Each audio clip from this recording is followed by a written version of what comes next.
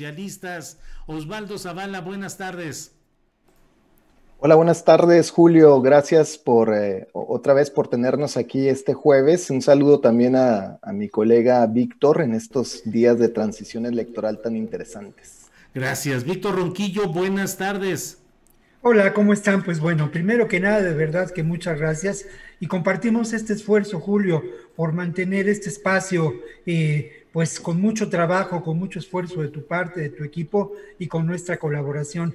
De verdad que apostamos a esa libertad, apostamos a ese espíritu crítico y apostamos también a compartir con nuestros televidentes, escuchas, esta reflexión y un modo distinto de comunicarnos. Entonces, pues la solidaridad, Julio, de entrada, ¿no?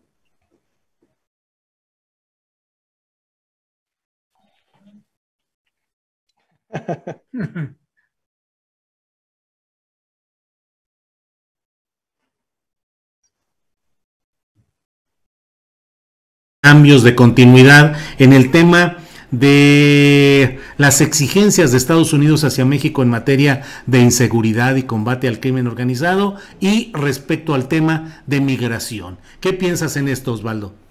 Bueno, pues a la hora todo parece indicar que ganará el candidato Joe Biden del Partido Demócrata. Entonces, pensando a partir de ese probable triunfo, ¿Y pues qué te parece, Osvaldo? ¿Bien o mal que gane Biden? bueno, yo creo que como toda nuestra relación con Estados Unidos es en parte bien y en parte mal, y generalmente esos asegúnes tienden a ser complejos y contradictorios entre un partido y otro, ¿no? Por supuesto que a nivel global celebro la derrota de Donald Trump como algo importante para detener la catástrofe ambiental que en parte facilitaba su gobierno, o bueno, continúa facilitando. Me parece también, por supuesto, que el terrible daño que ha hecho a la comunidad hispana ha sido extraordinario, sobre todo a partir de esta terrible política migratoria. Entonces, desde luego que celebro su derrota bueno, yo como ciudadano estadounidense también tengo doble ciudadanía, voté por Joe Biden, desde luego. Tampoco es que me quedaban demasiadas opciones alternativas, pero digamos, celebro esto, pero pensando, digamos, en precisamente la complejidad de la relación binacional que tenemos con Estados Unidos, pues no es todo blanco o negro, ¿no? Tendríamos que pensar en estos enormes grises que hay entre una propuesta y la otra. Primero diría que en este proceso electoral celebro que se hayan avanzado iniciativas en 5 estados para descriminalizar el uso de la marihuana, lo cual me parece muy notable, muy importante. Ya son con esto 15 entidades del país, de Estados Unidos que han avanzado en la descriminalización del cannabis. Arizona, Nueva Jersey, Montana, Dakota del Sur y Mississippi, todas emprendieron esta nueva iniciativa, ¿no? De descriminalizar el uso recreativo de la marihuana. Ahora hasta Oregon creo que es legal usar Magic Mushrooms. Y esto es muy importante por varias razones. Primero, porque pues obviamente debemos apoyar en la lucha de la descriminalización de la droga, bajo cuyo pretexto pues se activó esta terrible guerra contra el narcotráfico en Latinoamérica en general. Y me parece importante también y significativo porque mientras que nuestro gobierno sigue paralizado en materia de descriminalización de drogas, Estados Unidos avanza felizmente en esta materia.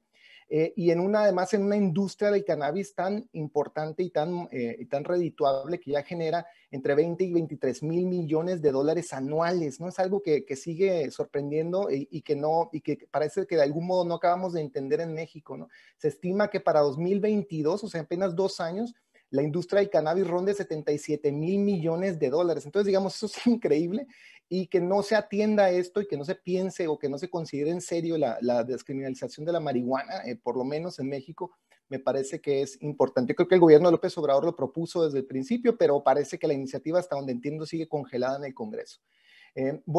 Ahora, en materia... Bueno, y hay que decir que el candidato, quiero decir, el candidato Biden ha apoyado la descriminalización de la marihuana para uso recreativo, entonces él ha sido claro un poco en esto, ¿no? Bueno, ahora también en materia de seguridad me parece que el candidato Biden tiene ciertos puntos a favor y algunos en contra. Entiendo que, por ejemplo, planea exigir al Buró de Alcohol, Tabaco y Armas que emita un reporte sobre que nos dé cuenta sobre el combate al tráfico de armas, lo cual es importante. Yo creo que aquí está aprendiendo una lección de fallido operativo rápido y furioso, que como sabemos, pues permitió la entrada de miles de armas que terminaron en manos de traficantes. Y pareciera que, pues por lo menos, aunque pareciera de entrada un poco simbólico, hay una preocupación en torno a esto.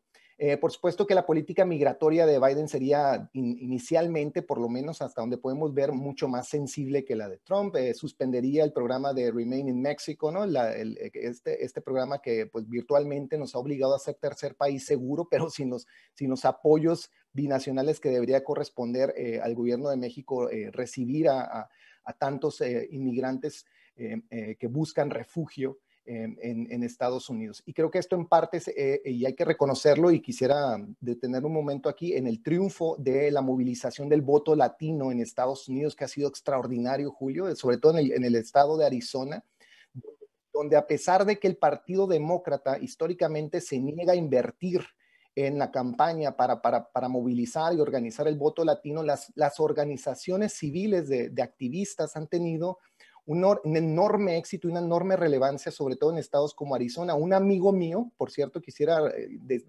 reconocerlo al aire, Héctor Sánchez, que es el líder de Mi Familia Vota, que es tal vez la organización latina más importante de organización del voto, fue probablemente el factor esencial crítico para avanzar en el estado de Arizona, y probablemente sea en gran medida a su trabajo, a la labor de miles de personas que trabajaron con él, que pueda lograr Biden el éxito en Arizona. Entonces me parece importantísimo que se reconozca esto, y espero que el candidato Biden sepa reconocerlo y sepa ampliar y entender la importancia del voto latino en Estados Unidos. Ahora, nada más para terminar con esto, creo que tal vez donde veo con más preocupación el tema de la relación binacional con la llegada de, si es que esto es así, de una presidencia de Joe Biden, es en tema energéticos. Ahorita lo hablábamos con Víctor. Si bien pareciera que Biden tiene menos pulsiones militaristas, ¿no? de llevarnos como ocurrió en la presidencia de Barack Obama, a esta guerra contra el narcotráfico, lo cual me parece celebrable, aunque tampoco es que tenemos demasiada evidencia al respecto. Es decir, él ha dicho algunas vaguerías en torno a esto, pero no especifica demasiado sobre el papel que haría Estados Unidos en presionarnos o no a la guerra contra el narco.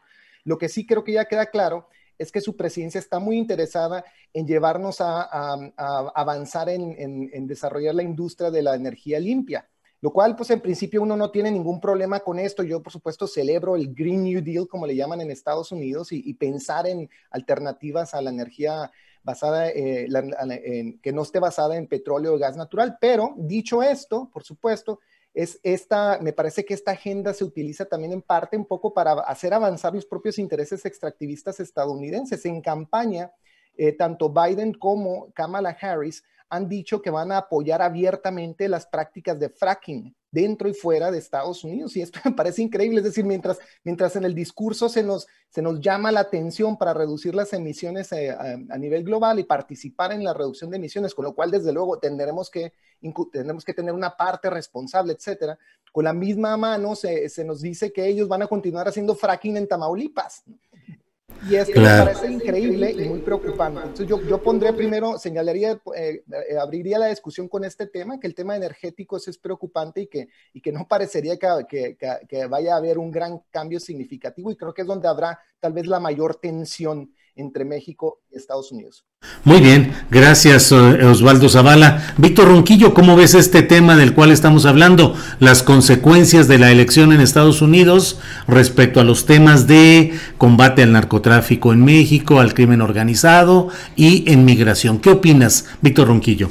Mira, yo lo decía la semana pasada, creo que lo que vamos a tener, como lo hemos tenido en los últimos 30 años, es una continuidad en la política migratoria por parte del gobierno de Estados Unidos. No podemos olvidar que la militarización de la frontera como tal se llevó a cabo durante el gobierno de Bill Clinton, un demócrata.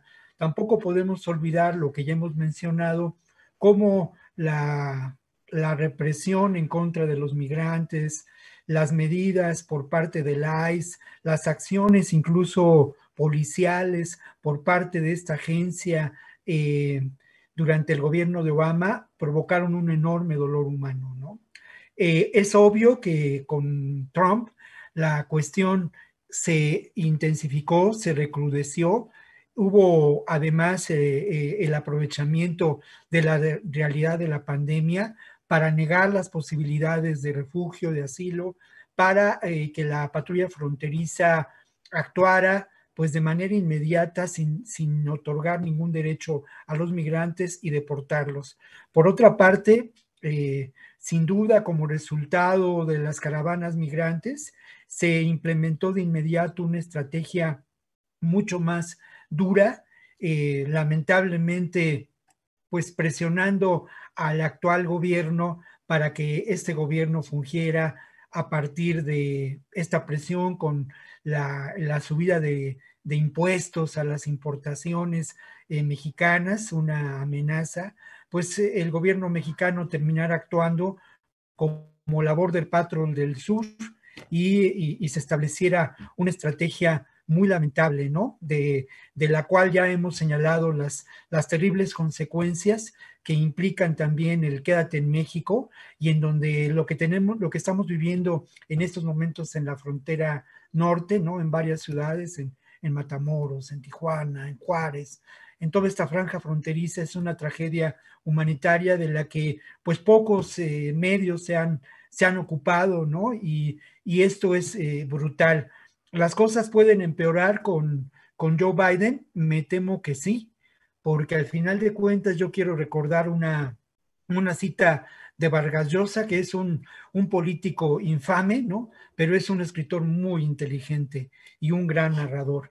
Y él dice que el deterioro no tiene límites. Entonces creo que en el ámbito de la migración lo que vamos a tener es esta continuidad de la estrategia que ha mantenido no el gobierno o los gobiernos subsecuentes de Estados Unidos, sino los verdaderos grupos de poder, los verdaderos grupos de poder económico, político, militar, que pues atienden a los intereses propios de este país imperialista, ¿no? No podemos considerarlo de otra manera, en un país imperialista que ahora ha establecido desde hace ya algunos años estrategias, aquí lo hemos comentado, de extractivismo o de neoextractivismo.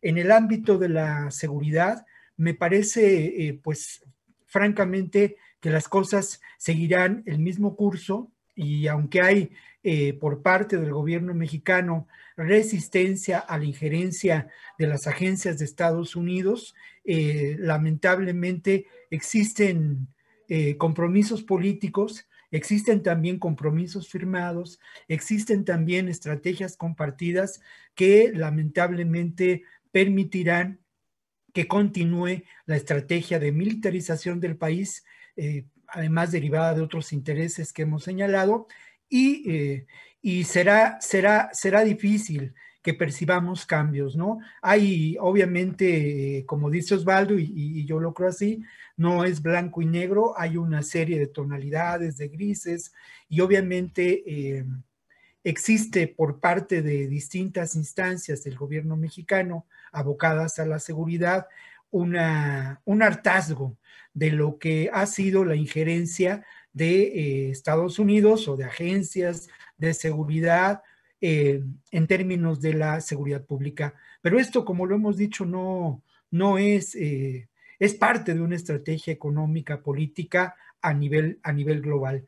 Yo como Osvaldo, bueno, indudablemente también creo que es cierto, ¿no? A mí me tocó documentar en el anterior elección la organización de los votantes latinos y documentar lo que pasaba en Nueva York, lo que pasaba en Arizona, lo que pasaba en algunas ciudades de Texas, en Houston, y era muy encomiable, ¿no? Porque además estas organizaciones, muchas de ellas trabajan obviamente a favor del voto, pero a lo largo de toda la vida han realizado acciones determinantes en favor de los derechos de los migrantes. Y esto también hay que reconocerlo, ¿no? Derechos fundamentales, el derecho al trabajo, a la vivienda, a la salud, a la educación. Y bueno, creo que que la situación no es, desde mi punto de vista, y también lo dice Osvaldo, ¿no? No había alternativa, ¿no? Lamentablemente el sistema político norteamericano está en una evidente crisis y parte de ese sistema es la pobreza de las argumentaciones, de las plataformas políticas que conocimos a cuentagotas y en medio del espectáculo por parte de ambos candidatos. No hay una, digamos, coincidencia entre los movimientos sociales que se dan en Estados Unidos, el Black Lives Matter, o la formación académica de muchos colegas y incluso la inteligencia periodística, la agudeza con que muchos colegas trabajan en los medios de Estados Unidos. No hay una concordancia con lo que podemos considerar la representación política formal de esta sociedad. Y obviamente, por desgracia y porque así es, quienes dirigen los destinos económicos, políticos de este país es esa élite que sigue siendo una élite blanca, una élite beneficiaria del sistema político norteamericano y que, bueno, podríamos llamar como parte del establishment. Desde mi punto de vista, Bush corresponde a una parte radical de ese establishment, pero al final de cuentas es el gran empresario y su triunfo electoral correspondió al final de cuentas a ello, a este apoyo por parte del establishment, pero lamentablemente Biden es lo mismo. Es un político tradicional, es un político que responde o respondió durante el gobierno de Obama a los intereses de este sector. Kamala Harris es una posible alternativa, pero más allá del discurso en términos de lo que ella consideró devolver la dignidad a los migrantes, no pudimos percibir por parte de los proyectos, por parte de los discursos, por parte de la posible plataforma política del actual, pues ya que quien se encuentra en el umbral de la Casa Blanca, no pudimos percibir un cambio en temas centrales, ¿no? Para nosotros como la migración, y sospecho que tampoco en términos de la seguridad, que para Estados Unidos es un asunto continental, es un asunto global que no corresponde al bien, ¿no? No es el discurso de Superman, sino más bien es el discurso del imperialismo, es el discurso del colonialismo y pues quienes lamentablemente han sufrido las consecuencias de esto a lo largo de la historia, pues somos los países que pues nos encontramos en su órbita de dominación directa. Obviamente nosotros, lamentablemente, como decía Porfirio Díaz, tan cerca de Estados Unidos y tan lejos de Dios, ¿no? Bien, gracias, Víctor. Luego tenemos la oportunidad de hacer estas exposiciones amplias sobre temas concretos y luego a veces yo les propongo respuestas más o menos breves de algunos chispazos que luego salen por aquí en la plática. Osvaldo, te quiero preguntar, ¿en qué medios lees, te informas sobre lo que está pasando en estos momentos en la elección en Estados Unidos? Y a quienes nos escuchan, no sé si sugerirles dónde pueden tener una información balanceada o accesible sobre lo que está sucediendo en esta elección, tanto en medios de Estados Unidos como internacionales o incluso nacionales mexicanos. Y lo mismo le preguntaré luego a Víctor Ronquillo. Pero tú, ¿qué nos dices, Osvaldo? Bueno, pues el ciclo de noticias así veloz electoral, desde luego se aparece con mayor nitidez en las cadenas de televisión o en los medios grandes como el New York Times, pero creo que hay que buscar, sobre todo en los sitios especializados que manejan de un modo interesante datos más finos. Por ejemplo, el sitio 538, como 538 en inglés, 538, que dirige Nate Silver, que es un experto en estadística que salió del New York Times justo cuando predijo con mucha precisión el triunfo de Barack Obama y salió del New York Times para organizar esta nueva plataforma que hace agregados de encuestas y que analiza y hace un análisis constante además de muchas zonas de lo político en Estados Unidos, pero pues que ha sido como el gurú de todo esto. Y luego hay uno en Princeton, el Princeton Electoral Consortium, que también tiene un análisis estadístico muy interesante. Y para cuestiones latinas está el grupo Latino Decisions, que me parece que es bien importante notarlo, porque son quienes con mayor claridad, creo, han intentado comprender las lógicas, las dinámicas del voto latino en Estados Unidos. Y me parece muy importante socorrerlos a ellos, porque ellos hacen además pues cuadros donde muestran con mucha precisión las diferencias entre los sectores que votan o del llamado voto latino en Estados Unidos. Por ejemplo, estaba viendo ahorita uno de los cuadros donde se nos explicaba que el 23% solamente del electorado latino, que por cierto creció tremendamente, alrededor de 8 millones de latinos más votaron en esta elección en comparación que la de 2016, solo 27% votó por Trump. Del sector, no, perdón, 23% de ellos votaron, de los mexicanos votó por Trump, a diferencia del sector cubano, por ejemplo, que mayoritariamente votó por Trump, 52%. Y esto es bien importante, ¿no? Porque es parte de hacer estos correctivos de cómo se entiende o no se entiende a veces el voto latino en Estados Unidos. El hecho mismo de hablar de un voto latino, así como en un bloque, pues ha sido uno de los grandes errores históricos, sobre todo para el Partido Demócrata, que es el que menos entiende y el que menos esfuerzo, me parece, ha hecho para entenderlo. Y es por eso que pareciera, por ejemplo, que se capitalizó tan claramente el voto latino en el triunfo de estados como Florida, donde el Partido Republicano ha sido mucho más hábil para cooptar estos sentimientos de las comunidades cubanas, venezolanas, que tienen estos ecos de crítica al socialismo histórico, ¿no? de todas estas comunidades del exilio que son bastante conservadoras y que se han, digamos, concentrado en el sur de Florida. Y entonces, a diferencia de los demócratas, los republicanos sí se enfocan, sí hablan hacia ellos, sí les venden este discurso, y por ejemplo tuvieron mucho éxito en una campaña diciendo que Biden iba a iba a traer el socialismo a Estados Unidos, lo cual pues no solo es absurdo, sino que sin embargo tuvo mucha eco entre los votantes. Entonces yo creo que es importante acudir a estas zonas, ¿no? del análisis. Gracias, Osvaldo. Víctor Ronquillo, ¿tú dónde te informas sobre estos temas y qué sugieres para informarse justamente sobre ellos? Mira, yo voy a ser sincero, y bueno, lamentablemente mi acercamiento a lo que podríamos considerar estos espacios de información alternativos es limitada, ¿no? Un poco la propia dinámica de la realidad, del trabajo cotidiano, impide que uno vaya mucho más allá. Yo aprovecho mucho la información que, pues, amablemente y de manera constante me proporcionan las organizaciones sociales no gubernamentales con las que he establecido contacto a lo largo de los años, ¿no? Una de ellas es WOLA, esta organización que está asentada en Washington y que mantiene una información muy interesante, sobre todo en el espacio de la migración, de la seguridad. Y otras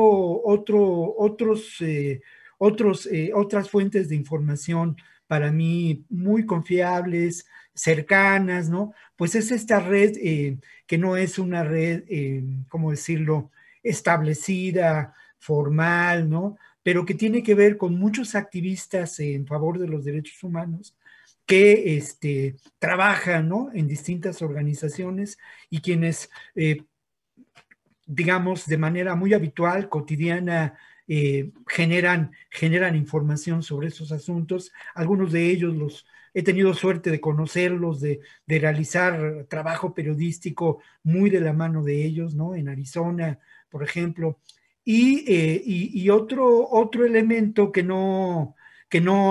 al contrario yo aprecio mucho y que también es una constante, pues son algunos de los colegas que también en los viajes de la reporteada he tenido ocasión de conocer, ¿no? Algunos colegas académicos, algunos reporteros también de medios, incluso como Los Angeles Times, que son reporteros de primera, y luego bueno, pues también un poco en términos de ver cómo está el asunto, tomarle la temperatura, en fin, pues eso, ¿no? Me asomo a las cadenas televisivas, me parece que en ese sentido, pues está muy claro, ¿no? Lo que cada cadena informa, ¿no? Su sector de público. Fox, pues es una cadena muy vinculada a los intereses de Trump y al establishment. Pero curioso que CNN, Fox, te interrumpo un segundo, porque curioso que sí, Fox es el único que le ha dado el triunfo en Arizona. Sí, Es el sí, único de las cadenas que lo ha hecho hasta que lo ahora. ha hecho.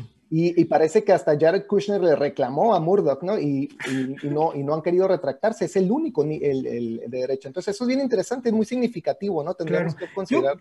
Sí, y yo creo mantiene esa contabilidad de 264 derivado de lo que dices, así es.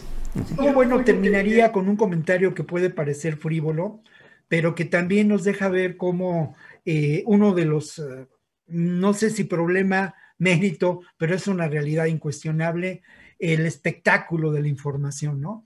Y el espectáculo de la información y el tratamiento mediático de la información, en ocasiones, desde mi punto de vista, no permite, ¿no? Conocer a fondo la realidad. Se muestra, sobre todo en las cadenas televisivas, una realidad muy fragmentaria, ¿no? Muy limitada, noticiarios que transcurren y dan cuenta de hechos de manera muy limitada, con corresponsales que en ocasiones pueden ser desinformados. También quiero reconocer que en términos de algunos analistas a los cuales he escuchado en los medios en México y a los cuales también he leído, me parece interesante, ¿no? Sus planteamientos. Alejandro Job, por ejemplo, en el Universal, ayer reflexionó en términos de la seguridad. Pocas veces yo coincido con las perspectivas de Job, pero me pareció interesante sus señalamientos en torno a cuatro o cinco puntos, ¿no? Y bueno, creo que eso, y sí, también yo diría que en ocasiones hay demasiado ruido y pocas nueces, ¿no? En los medios formales de comunicación. ¿Podría agregar algo en este respecto, Julio?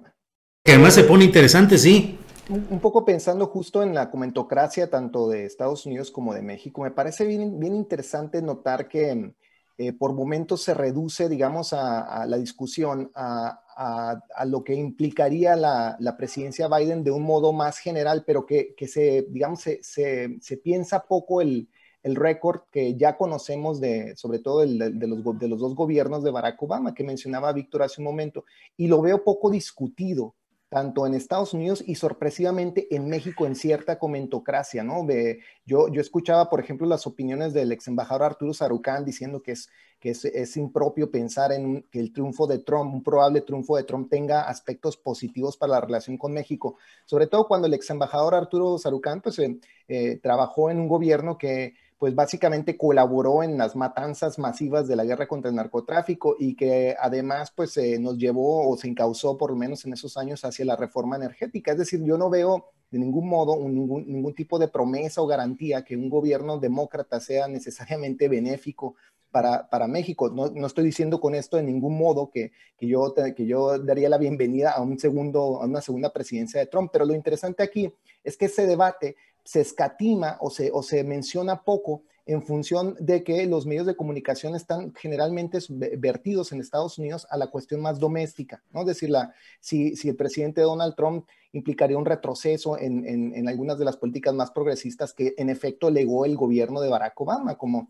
por ejemplo pues el Affordable Care Act, ¿no? La reforma de salud que ya ha intentado deshacer sin éxito hasta ahora, o por la radicalización que ya mencionaba Víctor de la política migratoria, pero en este punto otra vez volver a insistir que mucho de la relación o de la dimensión más tóxica y perniciosa que tenemos con Estados Unidos nos la han legado gobiernos demócratas de Clinton en adelante, ¿no? Como la radicalización de la reforma migratoria, la deportación masiva de indocumentados de la que ya hablaba Víctor, pero también, por supuesto, de la presión enorme política que ejercieron durante esos años para militarizar el país, para llevarnos a la guerra contra el narco y para, por supuesto, forzarnos a la extracción de recursos para regalo de las empresas transnacionales. Un proceso que ahora apenas más o menos estamos viendo disputado por el presidente López Obrador y que sin duda sería un punto sensible con un gobierno como el de Biden.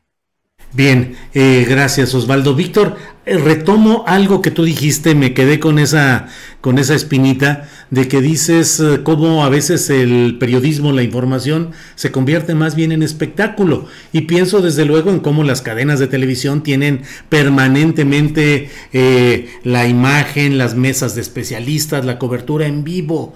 Ismael Nafría, que es un especialista en medición y en asuntos digitales en medios de comunicación, escribió un libro que se llama La reinvención del New York Times. Dio una información en la cual él dice que ha habido un enorme número de visitas al portal del New York Times. En esta ocasión, 120 millones de visitas ayer. Y entonces, Víctor, se está convirtiendo de veras aceleradamente en espectáculo la información, con poco espacio para la reflexión profunda y más bien interesados todos en las audiencias, en el rating y en el impacto de lo inmediato. Yo creo que es un proceso que tiene ya algunos años, ¿no? Kapuscinski decía que todo lo que se mueve es sujeto del espectáculo, ¿no? Para los medios de información que fragmentan la realidad. La cita es, estoy parafraseando, ¿no?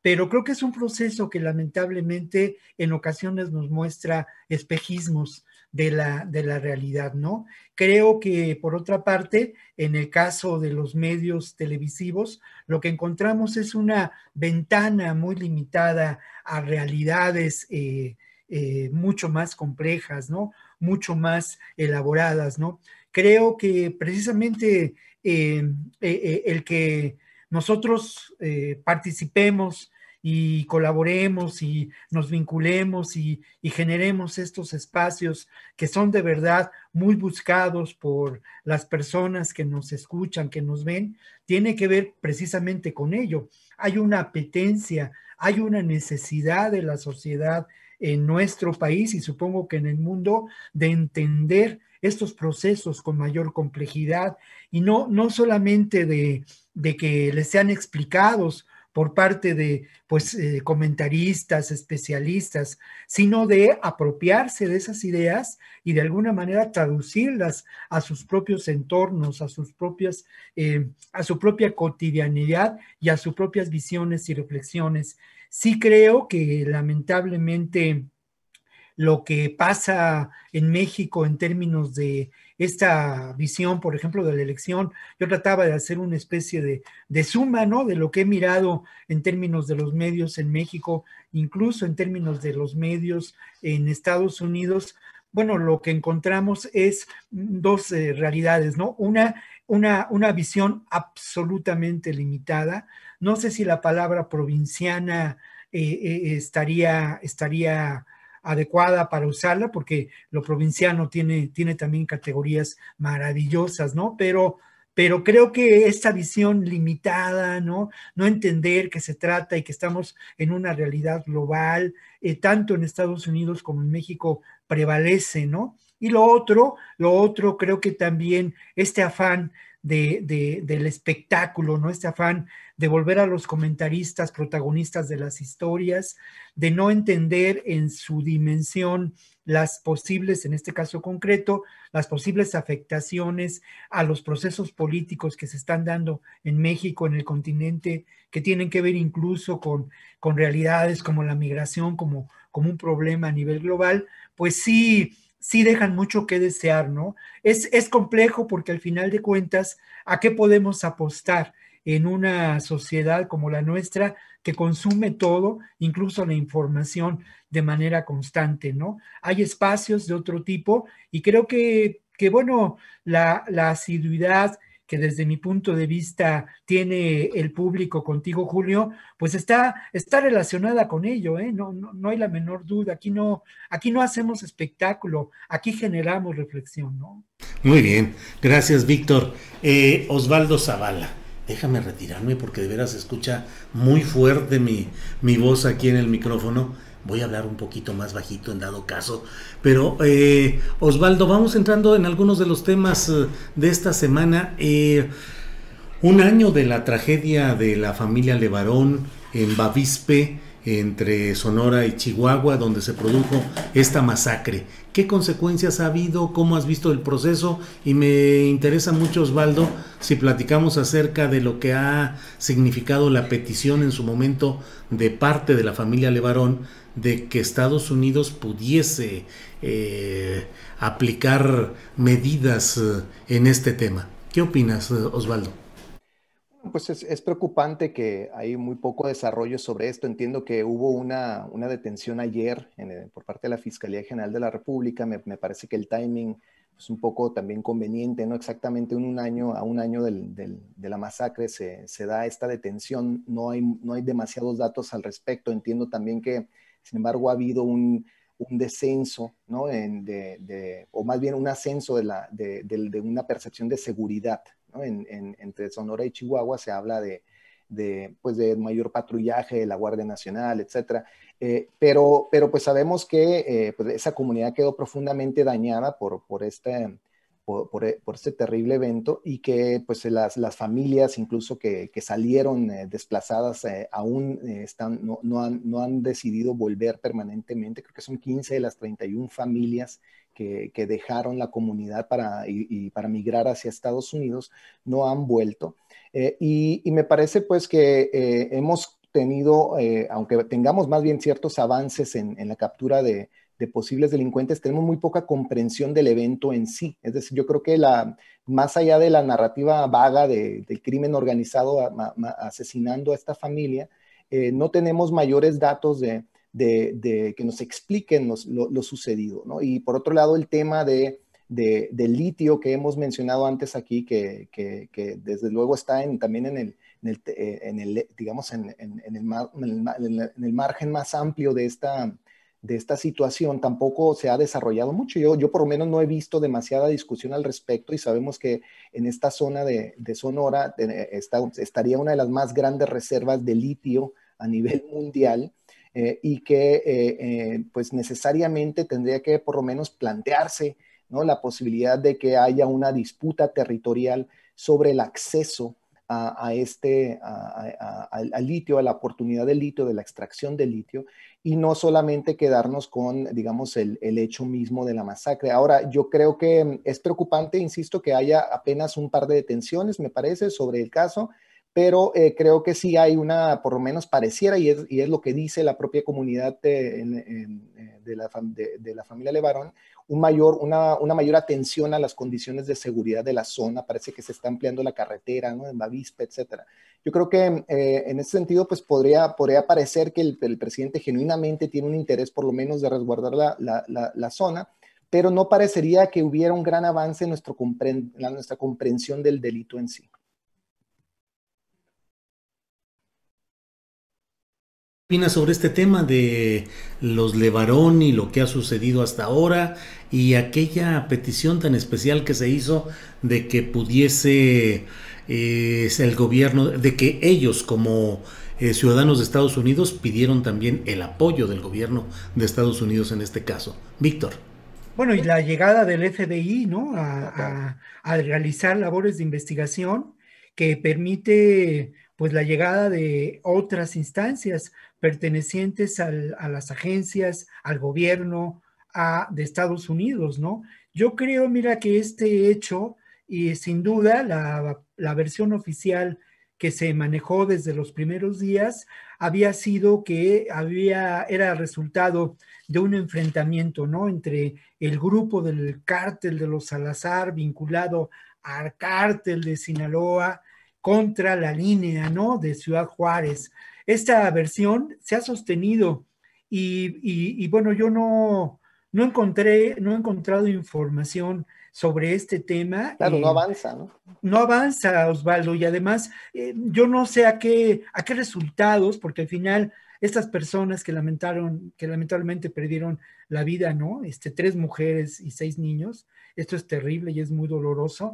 Bueno, tenían también la ciudadanía americana, y esto permitió que se investigara. También fue una petición por parte de la familia Levarón, pero no sabemos a qué conclusiones de investigación llegó el FBI, si llegó alguna investigación.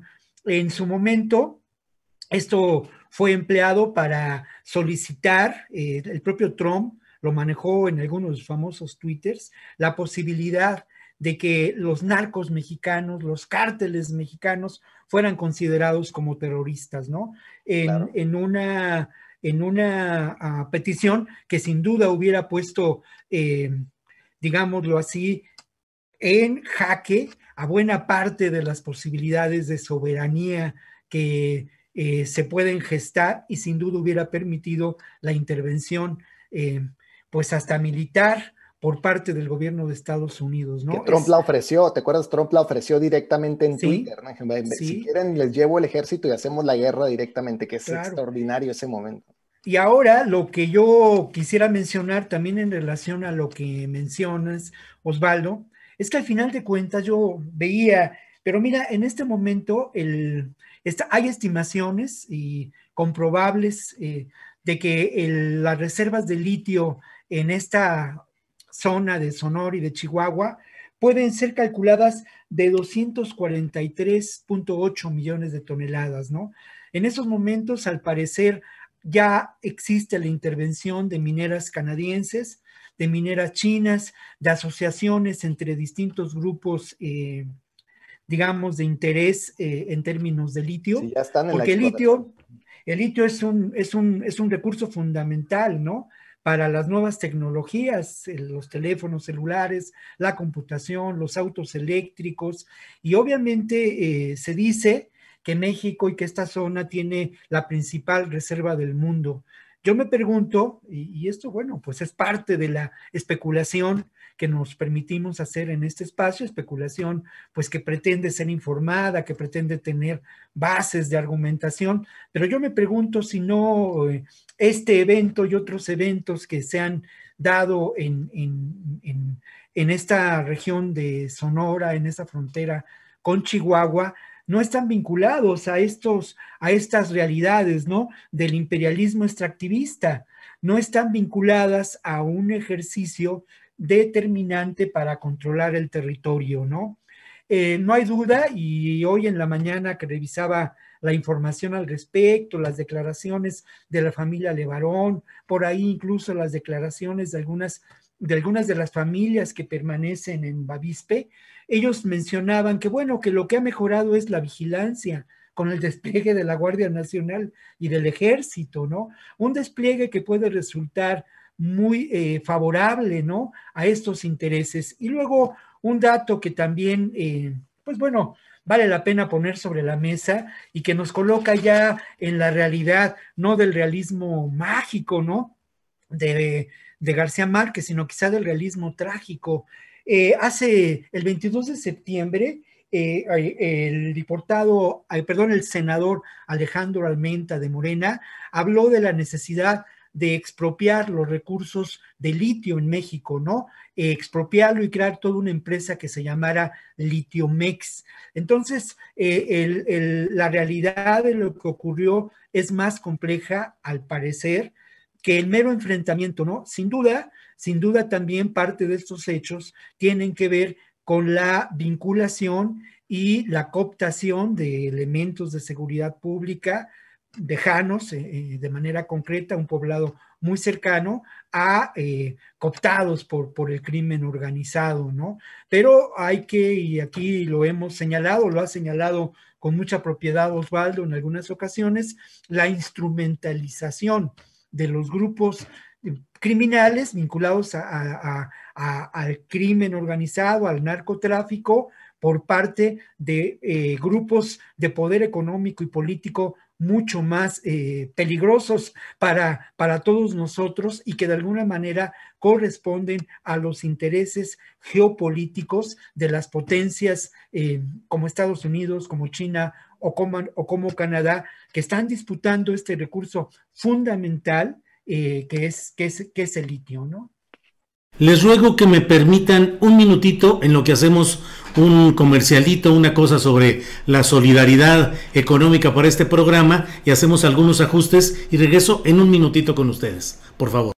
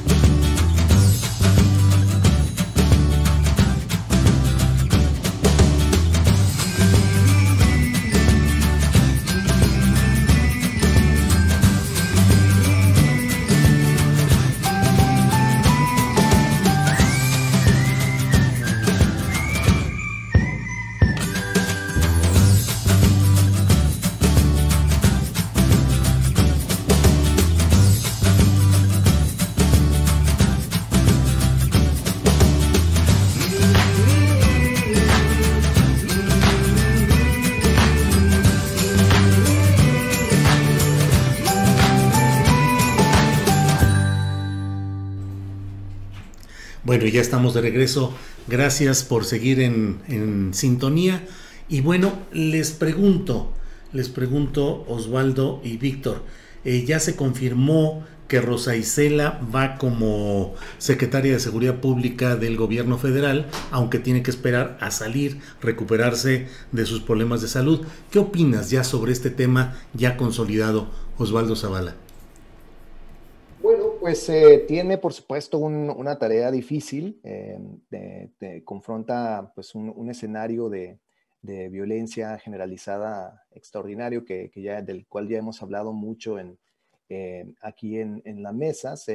La tasa de homicidios no necesariamente aumenta y se estabiliza, y eso es importante, pero pues no desciende tampoco significativamente, y es algo crucial que debe atenderse. Ahora, yo creo que tal vez la gran apuesta de traer a alguien con la experiencia de Rosa Isela Rodríguez, que entiendo pues ha tenido pues múltiples asignaturas, sobre todo en los gobiernos de la Ciudad de México, pero también en el gobierno de López Obrador, y me parece que interesante ver cómo influirá esa experiencia, ¿no? Entiendo que, por ejemplo, pues trabajó como secretaria, como directora de concertación política, atención social y ciudadana, ¿no? Según leo acá, en los gobiernos de Ebrard, también en el gobierno de Mancera, y finalmente en el de Claudia Sheinbaum, incluso supervisando el tema de cárceles, y luego más adelante con López Obrador como coordinadora de puertos y marina. Y me parece bien interesante este recorrido, ¿no? Es el recorrido de su perfil, porque para pensar la seguridad generalmente se piensa estrictamente desde esta dimensión única de combate al crimen organizado. Y sin embargo, la experiencia de Rosa Isela Rodríguez pues tiende más a los problemas sociales de la violencia. Me parece un acierto en ese sentido, ¿no? Traer a alguien con esa cartera de experiencia, ¿no? Y luego después su paso ahora por Puertos y Marina, pues claramente también habla del problema, digamos, más complejo del llamado crimen organizado, y que tiene que ver pues con las entradas y salidas de droga en los puertos. Pero más allá de esto, digamos, pensando que su experiencia pueda ser un cambio importante sobre cómo se enfoca el tema de la seguridad, el otro reto que veo, que tal vez es el más importante y el más complejo, es cómo lograr una verdadera colaboración y una sumisión del poder militar al civil. Y yo creo que ese es tal vez el reto y la asignatura más grave, ¿no? Yo creo que durante la Secretaría de Seguridad de Durazo, lo que vimos es que por momentos el poder militar desafiaba constantemente, ¿no?, la política de seguridad de López Obrador. Lo vimos tal vez de un modo más notorio con el fallido operativo de Ovidio Guzmán, que parte del ejército lo llevó a cabo sin conocimiento del propio presidente, ¿no? Y este madruguete, ¿no?, que hace el ejército de pronto para abocarse a un operativo de ese sentido, pues es muy preocupante, ¿no? Entonces yo creo que la gran apuesta es que la capacidad de negociación, de operación que algunos le atribuyen a Rosa Isela Rodríguez pueda ser interesante y pueda ser útil, instrumental para negociar y de algún modo pues, someter, fiscalizar, como se dice en el lenguaje de la 4T, fiscalizar y regular con mucho cuidado la acción extraordinaria, supuestamente, del ejército en el combate al crimen organizado. Entonces, si me atengo a esto, yo lo que esperaría es que ella logre, digamos, de un modo más coherente y orgánico, transmitir la idea de pacificación de López Obrador, que hasta la fecha pues sigue siendo muy contradictoria, muy llena de discontinuidades. Mientras él habla de abrazos y no balazos, pues el ejército sigue en su combate al narcotráfico, sigue deteniendo delincuentes muy en la lógica de la guerra contra el narco de los gobiernos anteriores. Y pues yo creo que tal vez tiene la oportunidad de tener a su lado a alguien con mayor experiencia en un sentido operativo. Vamos a ver si esta experiencia paga. Y sobre todo, pues para tratar de regresar a la política de seguridad a un mando verdaderamente civil, lo cual, de nuevo, pues dudo que se pueda lograr en lo inmediato. y pues más bien pareciera que estamos avanzando en lo contrario. Entonces, digamos, si el problema esencial es cómo coordinar este mando civil con el militar, hasta ahora no se ha logrado y pareciera pues que la política de seguridad sigue en manos del ejército, sigue totalmente cooptada por el ejército, la Guardia Nacional ahora también dirigida desde el ejército. Entonces, el reto final, pues, el que yo quisiera subrayar es cómo lograr que el Gabinete de Seguridad verdaderamente sea un poder civil por encima del militar. Bien, gracias Osvaldo. ¿Tu opinión, Víctor Ronquillo? Bueno, pues la verdad es que yo hubiera querido polemizar, ¿no? Y confrontar nuestros puntos de vista, pero pues no es así, la verdad de las cosas, ¿no? Coincido mucho con la apreciación de Osvaldo y creo que solamente agregaría que durante el gobierno de Ebrard, ella tuvo en su gestión, no recuerdo exactamente el cargo, pero tuvo la coordinación del gabinete político y de seguridad. Y como parte de esa coordinación del Gabinete Político y de Seguridad, tuvo que atender problemas de seguridad pública en zonas que podemos considerar de calientes, ¿no? En la Ciudad de Los México, barrios, como ¿no? En puede ser Tepito. el barrio de Tepito, la Buenos Aires, la Doctores, y esto le hizo, desde mi punto de vista, pues entender la dimensión del monstruo, ¿no? Al que se enfrenta quien asume estas tareas. Y el otro elemento que también yo destaco del currículum de la propia Rosa Isela Rodríguez es que entre los múltiples estudios y trabajos que ha realizado a lo largo de la vida, hay un tema que tiene que ver con la gobernabilidad. Esto me parece interesante, ¿no? Porque al final de cuentas no hay duda de que uno de las grandes amenazas, efecto de estos grupos de poder fáctico, pues es la gobernabilidad en muchas zonas de nuestro país. Esto me parece interesante y creo que el primer gran reto es el asunto de la pacificación de muchas regiones de nuestro país que lamentablemente se encuentran pues convulsas por la violencia, ¿no? Otro elemento de este currículum es interesante porque a lo largo de la trayectoria política de Rosa Isela Rodríguez ha trabajado también en dependencias vinculadas con lo que podemos considerar programas sociales. Dos hechos que son evidentes y que yo también pongo sobre la mesa. Uno, bueno, su calidad de ser mujer, ¿no? Y esto es importante porque al final de cuentas permite una empatía singular desde mi punto de vista, perdón si parece un comentario machista, pero una empatía con la mayor parte de las, ¿cómo llamarlo?, de los deudos de las víctimas. El movimiento de derechos humanos en este país es protagonizado por las mujeres. Y esto creo que generará una empatía con Rosa Isela Rodríguez, que además, pues en esta tarea de activismo social que realizó en el propio gobierno de Mancera, tuvo que vincularse y que involucrarse con algunas de estas organizaciones.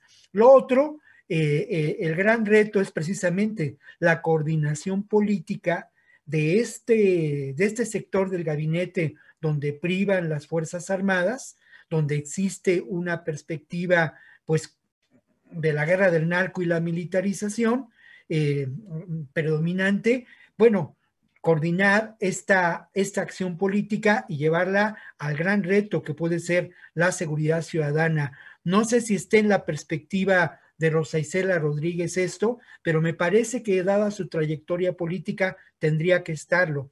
Por otra parte, y esto también es evidente, pues es una persona de confianza de Andrés Manuel López Obrador. Y me parece que esto le permitirá una acción política interesante.